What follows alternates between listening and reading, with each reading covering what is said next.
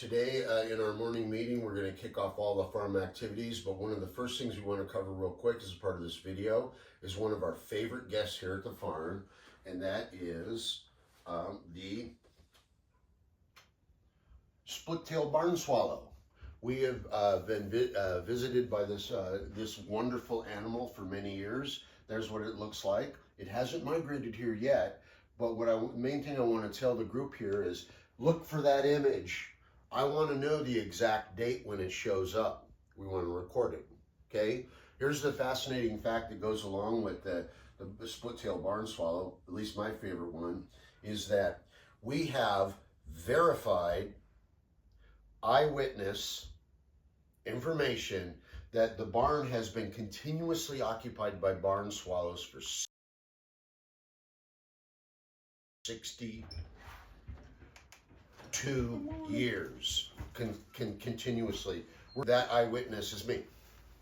It's in the family lore that I spotted a swallow in a nest when I was 3 years old. It became part of the record, and I've been back here almost every year. There was a couple summers that I didn't quite make it here. So we have been here this whole time, and these barn swallows are awesome because one of the, there's several animals like raccoons and things like that that have no problem coexisting with humans. Barn swallows are one of those animals, so we have high hopes for them, and because they can live in buildings and garages, and guess what? Barns. Okay?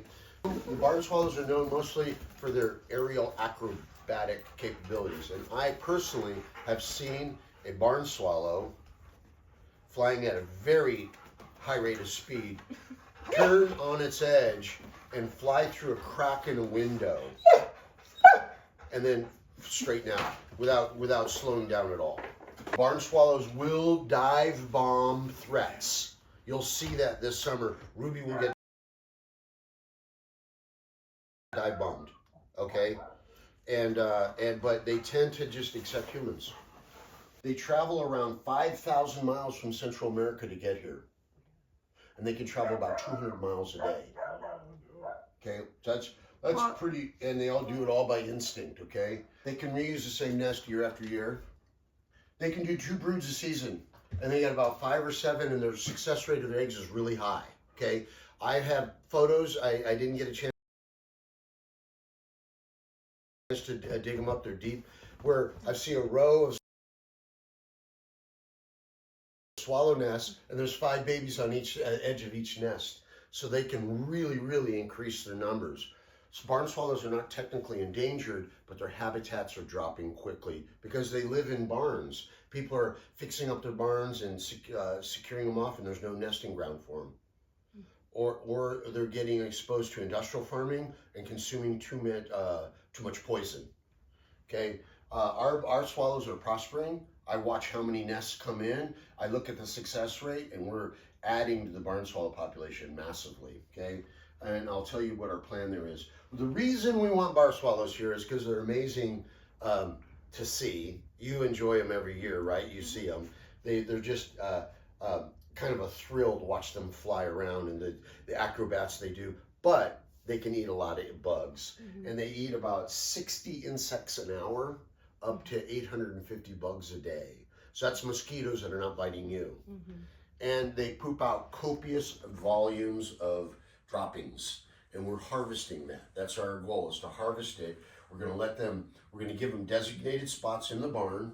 We're going to put diapers underneath their nests and capture the poop.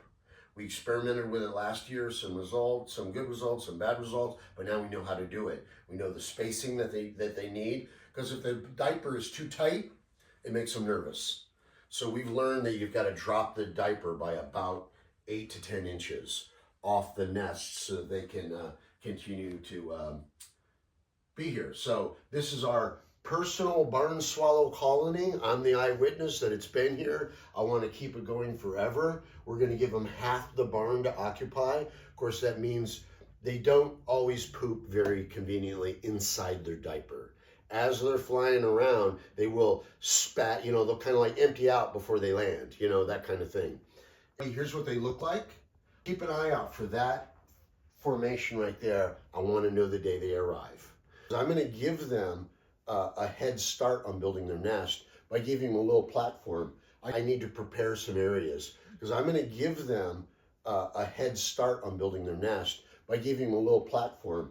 I looked up what a barn swallow box would look like, something like this if you really wanted to. They don't really need the top flank right there because they're in the barn. They don't need that protection, but I'm going to create a little pedestal that they can start building their nest on. And sometimes the nests fall off because it's just their moisture, the mud that hangs it to the board. It's not that strong of an adhesive, but with a little bit of support underneath, I found that the bird nest can last for many years, if not permanently, and they just build on that same nest every year and they fix it up and they become very strong. Just an interesting little fact, everybody's heard of bird's nest soup? Mm-hmm. Okay, it's a delicacy in Thailand and it's of a similar bird in Southeast Asia, and they nest on high cliff walls, and instead of using mud to nest with, they use fish scales and the leftover regurgitated fish parts that they didn't eat, and they build nests out of it. And it's an ancient tradition, at least in Hong Kong and Thailand, to make a soup out of that. Well, it's such a delicious soup that those birds are in jeopardy. Yeah. And I went to one of the places where they harvest the bird nest and saw the remarkable extents that people are willing to climb up these cliffs, very, very, very dangerous, just to get a nest and crawl back down. And so are barn swallows in trouble? A little bit, but not on the endangered list. They're just on a, let's be concerned about them. Populations in Canada have gone down 75% in the last 40 years. That's not like some animals, but you know, it's not good either. Birds in general are generally in trouble in the United States. So keep an eye out. They should arrive any day now, and that is a wrap. That's a wrap. In order to keep the swallows in the area that we can give them a long-lasting occupancy and they can come back to the same nest year after year, but at the same time use our barn, we've learned that if you put plastic over the top, they won't have access to the barn floor joists, and so they won't nest there. And so we can use this area without having the barn swallows, you know, fill it with their contributions to the barn. All right. Okay. Here's what a barn swallow nest looks like right here. I'll give you a closer view. Okay.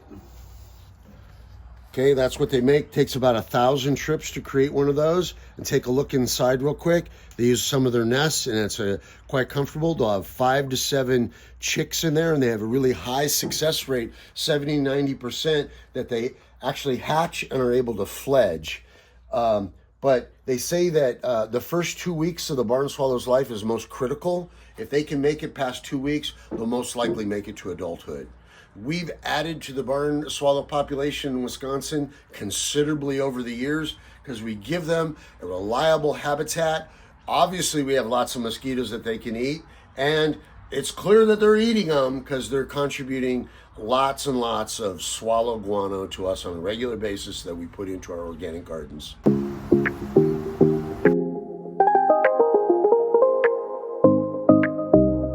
Talk about our swallow diapers that we've put in the barn to help us coexist with our swallows.